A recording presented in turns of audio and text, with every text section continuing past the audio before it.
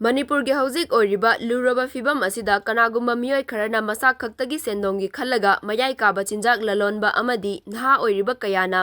Mayai Kaba Chinjak ki ipakta taoduna leiriba asi khudakta lepkadabani haiba akanba kholau lauraduna Thoubal Kshetri Leikai Da Meira Paibi Ima singna Kshetri Leikai gi akoibada Meira Khongchat Chatkhre Thoubal Kshetri Leikai apunba Meira Paibi Lup na Thoubal Police Station gi OC ga khuchamnaraga pangthokpa Meira Khongchat adu Kshetri Leikai gi laibungdagi hauraga Yairipok lambirom na thoklaklaga Moirangpali fauba chatki Khongchat aduda Meira Paibi Ima singna Mayai Kaba Chinjak yonba Yaroi Mayai Kaba Chinjak chaba Yaroi Drug chaba yonba Yaroi yu yonba thakpa Yaroi haiba kholau kaya lauki Khongchat aduda saruk yakibi Meira Paibi luchingbi Kshetri mayum tamphana phongdorakpada Manipur gi asuk luraba fibam asida Kanagumba meeoi kharana masa gi sendong tamak khallaga meeoi bagi thawai mangba yaba Drug Ganja No.4 kani yu na chingba khungang asida chaba amasung yonba Yaroi haibagi damak Meira Khongchat asi chatpani Kanagumba na ngasigi Meira Khongchat asigi matungda khungang asida Mayai Kaba Chinjak amasung chaba yonba tawba Yaroi karigumba khungang asida Mayai Kaba Chinjak chaba amasung yonba thengnarabadi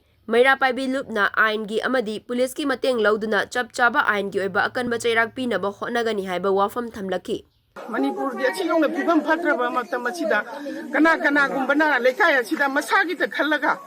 masagi sendong da khallaga meeoi bagi punchi bu mangba yaba nisa makhal makha kaya yu ganja No.4 tablet na chingba kaya ama mafam dagi usalaga masida yonba na chingba kaya ama lakpa yonba leirakuna maram moiraganda thakwa chabagi masingju hengalakpa asigumba matam masida ekhoi Meira Paibi ekhoi Kshetri Leikai apunbagi Meira Paibi sina tumina leithokpa ngamaktabadagi ekhoi mafam masida nisa chaba yaroi nisa yonba yaroi sarkar gi oiba ain gi thongda makhoi bu dandi pigani haiba wafam masida ekhoi ngasigi rile asi chachabani